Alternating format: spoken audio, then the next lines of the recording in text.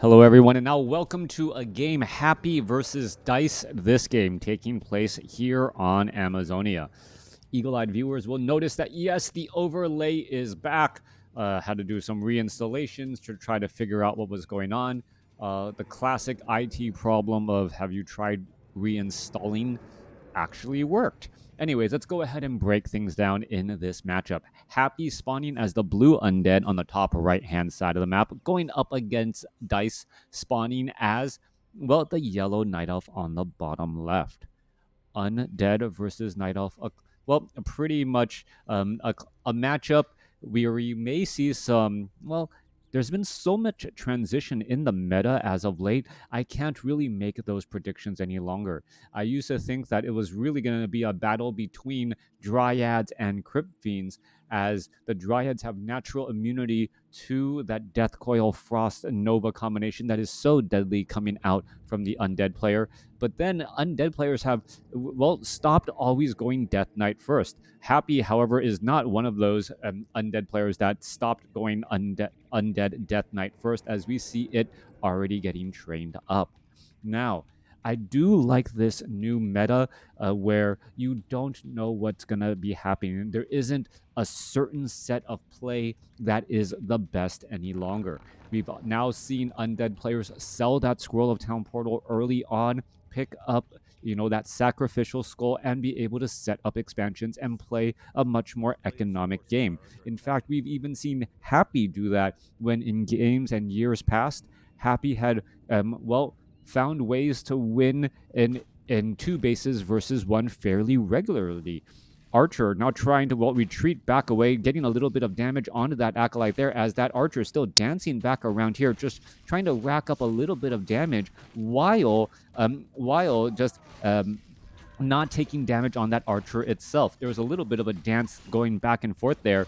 Dice perhaps a second or two behind where he would normally be, but the acolyte is also a bit back as well. Happy also abusing the AI there, letting or allowing that lightning shield to rack up a little bit more damage, finishing off unit after unit here. Is it just still going to be dancing back and forth, trying to rotate out of the way, finishing off these rogues, and now get it taken down? Death Knight just shy of level 2. He did sell the Scroll of Town Portal, and he does have a Rod of Necromancy, but no sign of a sacrificial skull yet. This is interesting, as I haven't really considered the fact that an Undead player could sell the Scroll of Town Portal and not be going for a fast expansion. That type of play was much more up the wheelhouse of Orc, as Orc often, that Blade Master with that Windwalk ability, often didn't need the Scroll of Town Portal, could just go ahead and Windwalk to get out of dicey and strange situations.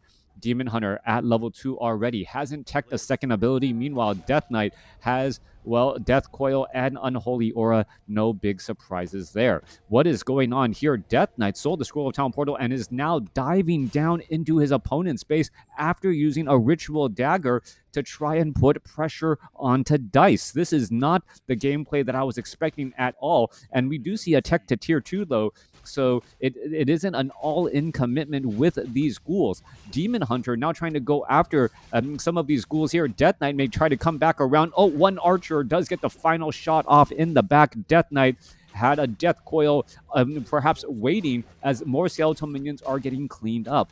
Dice, it may look like Dice is holding off this fairly well, but one thing that the Death Knight of Happy and those ghouls were able to do is drain these moon wells. Oftentimes we forget that moon juice is a resource that is used up and replenished by time. We're looking at the Murloc Tide Runners now getting cleaned up here. Still only level 1 immolation after all this time, as the Demon Hunter rotates back off to the north. Is the Wisp going to end up getting taken down? Death Knight trying to get off over there. It looks like that Unholy Aura is not going to be fast enough to be able to catch up to that Wisp.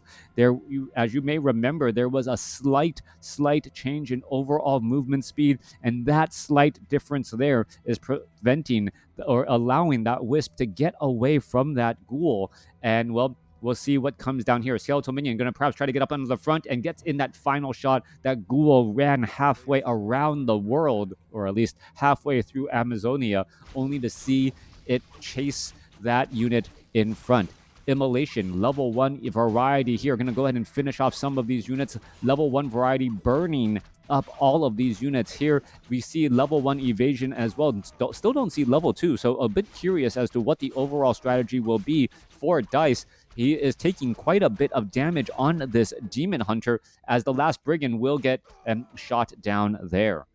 Death Knight is sitting at level 3. He's looking for different units to try and heal. There's a Death Coil onto a Wisp as a Naga Sea Witch now getting trained up by Happy.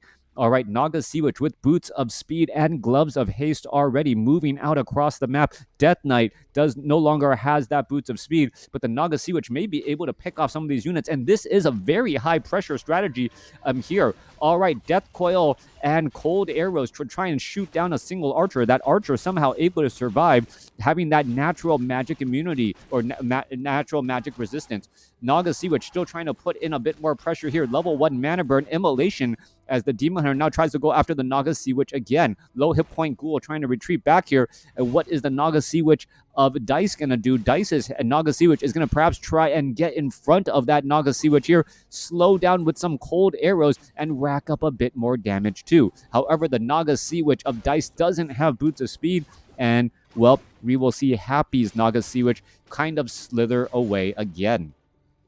Coming back through, the Demon Hunter nearly at level 4 delivers one more trailing mana burn onto that Death Knight, as these units will try and regroup and retreat. Happy, however, really never left the fight and is now bringing in a little bit more damage again. And Demon Hunter has been using quite a bit of Immolation, but with that Sobi Mask hasn't had a lot of mana problems just quite yet. We've seen the Demon Hunter mana burn and Immolate with only level 1 evasion, and has been doing a great job clearing out creeps while keeping the mana on that Death Knight in check. The Naga Sea Witch mana burning, the Naga Sea Witch not nearly as helpful, as cold arrows are not as mana intensive.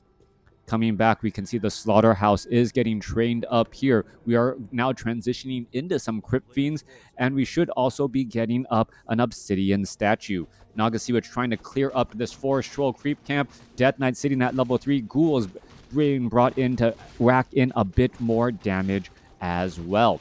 Low hit point Ghoul now looking to walk back away. Crypt Fiend trying to get in a bit more damage again, as we see a Wand of Lightning Shield picked up by Happy. That may just be sold for some more powerful consumable items later. 38 over 40 supply for Happy. Dise sitting at 34 over 40. Hero levels slightly advantaged by Dise, but I'm not sure how long that will be able to hold on, as the Death Knight using a potion of invisibility to make a bit of rounds here. All right, more damage getting racked up onto that Ghoul. That Ghoul, cold arrow plus slow poison means a dead unit, but it died at the hands of the Naga Sea Witch.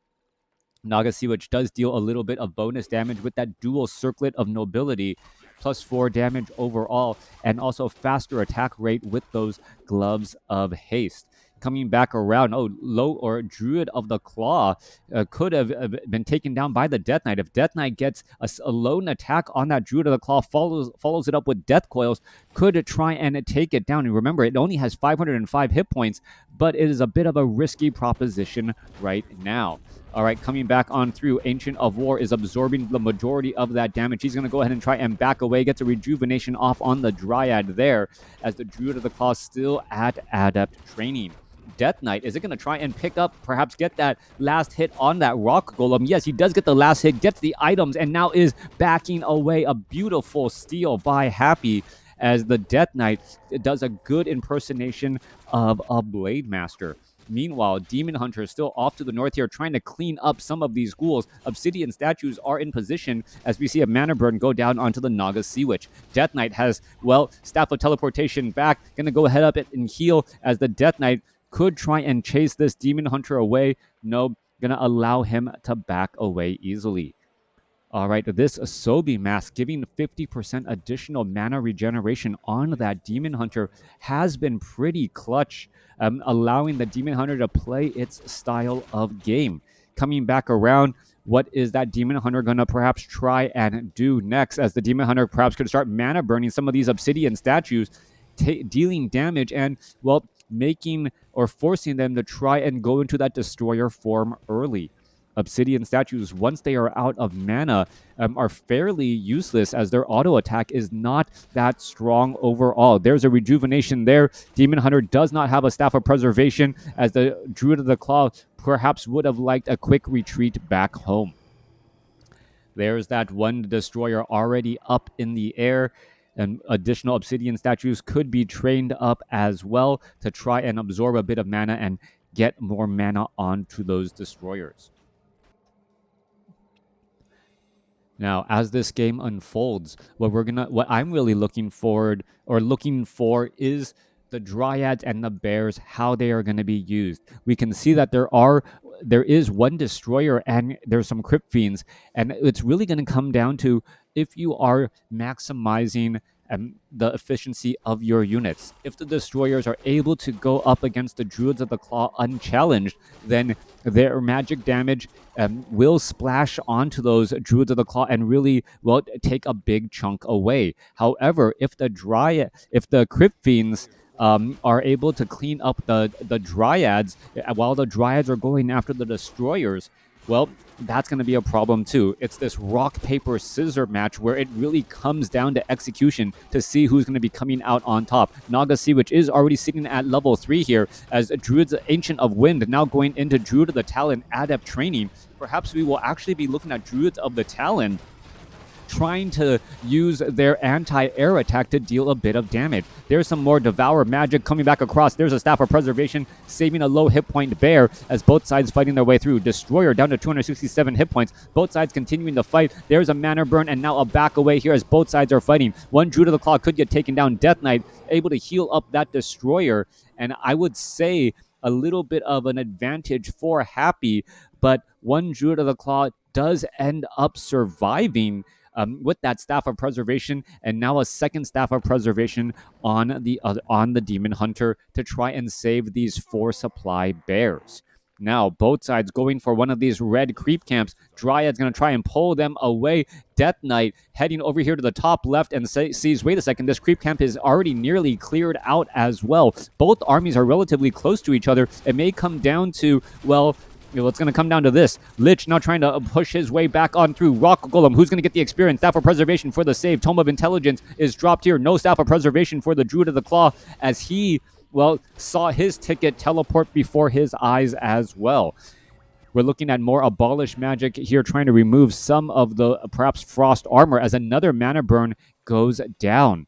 All right, there is still a Granite Golem there, ripe to get finished off here. One Rock Golem taken down cleanly by the Demon Hunter. The second Rock Golem, I'm not 100% sure, as the Demon Hunter here may try and engage, perhaps apply some of that, poison damage across all these units. All right, mana burn onto the Death Knight. Demon Hunter needs to get up to level 5. Naga Sea Witch needs to back away, as the Naga Sea Witch now is the one with the Sobi Mask. More mana burns going across onto those heroes, trying to shut down their usefulness while teleporting that Demon Hunter back home again.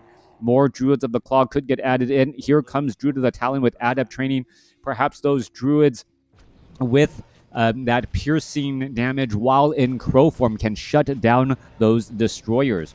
Granite Golem still pounding away here. One low hit point Ghoul trying to get away here, but an army of Dryads does not finish it off. It's down to 1 hit point. RNG for the save there as the Demon Hunter still diving in after all of these units. Demon Hunter does have a potion of lesser invulnerability and using a potion of replenishment at the same time, trying to get as much healing as he can as we're looking at damage racking up. That's a bunch of low hit point units in the back. Staff of Preservation saves the Demon Hunter as we see a Destroyer down to 2 hit points as well. Happy really playing a strong game here, being able to save up multiple low hit point units and now allowing the Destroyer to provide, a little bit of hit points and mana to heal back up this army.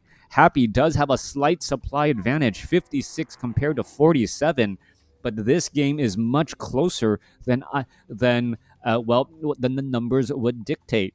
Dise has had a lot of opportunities to try and, break open this game, take down some more destroyers, but Happy's execution has just been spot on. Will Happy's execution fall first, or will Dise be able to hit that breaking point? That is the question, as another Staff of Preservation there. You can see these moon wells are constantly low as the Demon Hunter now going to try and engage here. I believe that, yes, we saw Devour Magic off of that rejuvenation. Demon Hunter no longer being healed, being forced to retreat back here as both sides fighting their way through. Demon Hunter continuing to come back around, going to go ahead and Staff of Preservation save another low hit point Druid of the Claw as Crypt Fiends are going to get taken down. Dryad still continuing to poke apart this army here. Are we going to see a Naga Sea Witch get taken down? No, we are not. She's able to slither away with the Potion of Lesser Invulnerability. Staff of Preservation saves another 13 hit point bear as Fork Lightning finishes off some Crypt Fiends. Both sides still fighting. These Druids of the Claw need to retreat back as much as they can. Cold arrows coupled with slow poison causing problems as the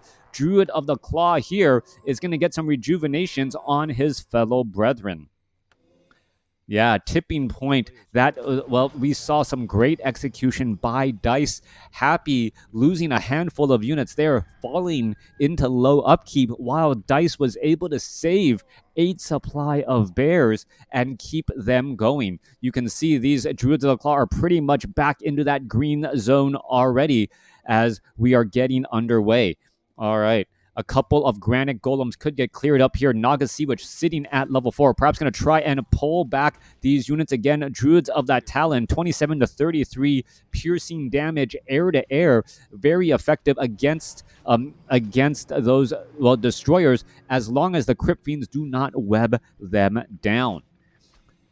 All right, 3 Crypt Fiends, 2 Obsidian Statues, but those Obsidian Statues have been burned out on mana. With minimal mana here, you can see that the Death Knight, the Lich, and the Naga Sea Witch are all low on mana here, causing a bit of problems. This one Obsidian Statue is trying to replenish hit points and mana, but is it going to be enough as that Obsidian Statue can't both replenish hit points and mana at the same time? Druids of the Talon in Crow form trying to engage here. Are they going to be able to fight Destroyers, having a little bit of attack? There's a Fork Lightning, couple of bit of damage, could go back across. Are we going to see death of a hero? Yes, Death Knight ends up getting taken down. Remember, that Scroll of Town Portal was sold earlier as Crypt Fiends are now falling as well. More mana burn, but only hitting a minimal unit there as both sides are fighting their way through. Fork Lightning finding some additional targets here as slow poison coupled with cold arrows making this retreat a little bit problematic. There's plenty of destroyers to try and rack up on damage here as we're looking at Orb of Venom trying to rack up more here.